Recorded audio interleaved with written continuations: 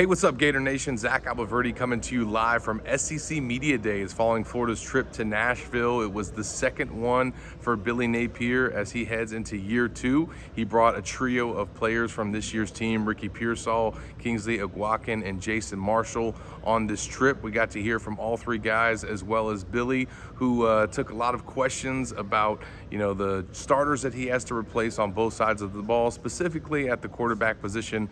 Folks want to know about that battle between Graham Mertz and Jack Miller. I think that was one of the themes that came out today, and we heard from Billy that he expects this battle to be decided pretty quickly in fall training camp. Obviously not ready to name a starter yet, but he feels like after the first scrimmage, potentially they could be at a place where they're ready to name a guy. Now, based on our reporting at Gators Online, Graham Mertz clearly is heading into camp as the favorite to be QB1 for the Gators. That's he was technically in the spring game, he was the first guy to go out there and take the snaps, although both guys got an opportunity with the starting offense. But one thing that's came out of the reporting this offseason that we highlighted at Gators Online was that Mertz was named one of the team leaders for the summer workout, and he was the only quarterback that was named one of the 16 leaders. So that's something that stood out, and Billy spoke today a lot about kind of the work that he's put in, not only to learn the offense and kind of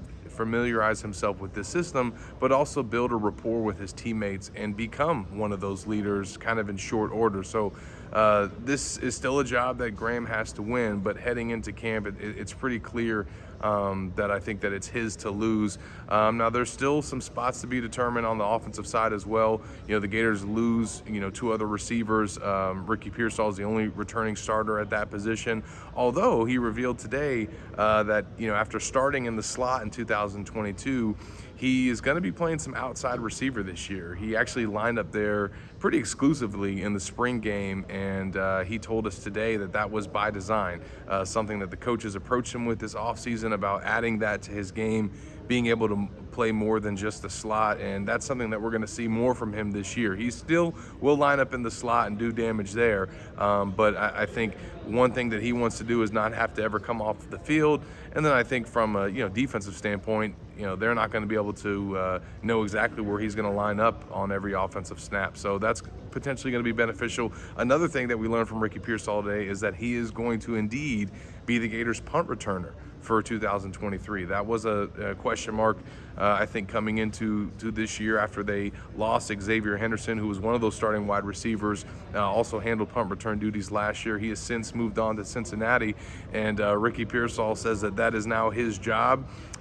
He actually said that last year there were some plans for him to return more punts. He only had 4 punt returns last year, but that injury that he had early on in the season kind of set him back because they were managing the amount of load that he kind of took trying to work his way back from injury. He was not able to return punts, but that is something that he's going to do this year. And as we all know, Florida is looking for any ways that they can get some more out of their special teams unit, so that could be potentially something to watch for. Before we move over to the defensive side, I think hearing from Kingsley Aguakin today just about the offensive line and where that's at after replacing what was 4 starters that have moved on. I think Austin Barber is a guy that obviously has gotten a lot of starts. PFF is really high on him coming back as one of the top offensive linemen in the SEC. But then you've got some question marks inside with Micah Mazuka, their top transfer signee from their 23 class, who underwent shoulder surgery in the spring after working as the first team left guard. Billy said today that although he has not been completely cleared yet, he is on schedule, I think, to be ready for the season. So that's something that I think will officially be determined once they get into fall camp next month.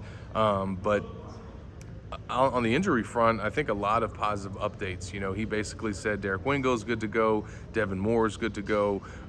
They expect Cam Waits to be available at some point this season, coming off his torn Achilles. That's a positive for the Gators, a guy that started in the bowl game for them. And then Jalen Farmer, another offensive lineman who was non-contact in the spring. And this is a guy who was Osiris Torrance's backup for a good portion of last season as the left guard. Now he is back, from his arm injury. He's good to go. And not only that, the roster officially came out this week and we got to see some updated weights. And he was actually the guy that shed the most weight out of anybody on the roster. So he's really transformed his body and I think is going to be in position to contribute this year along the offensive line.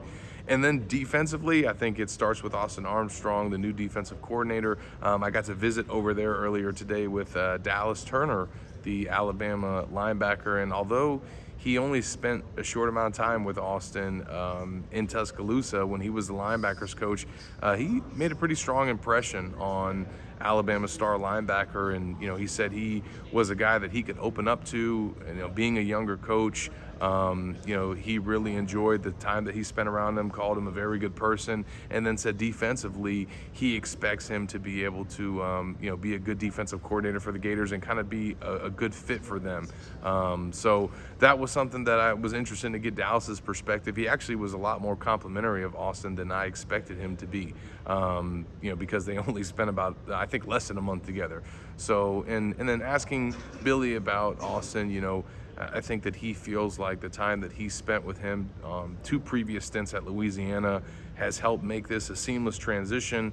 He also spent the time that he did with Kirby Smart at Georgia, so he's kind of coming from that coaching tree. That's something that's got Billy really excited about what he's doing defensively.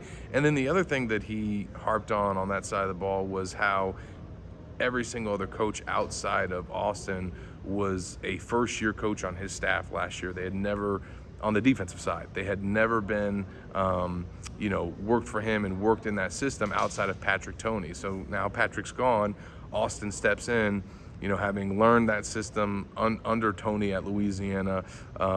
Now he kind of just really is able to kind of carry that over to all the assistants that learned it last year under Toney.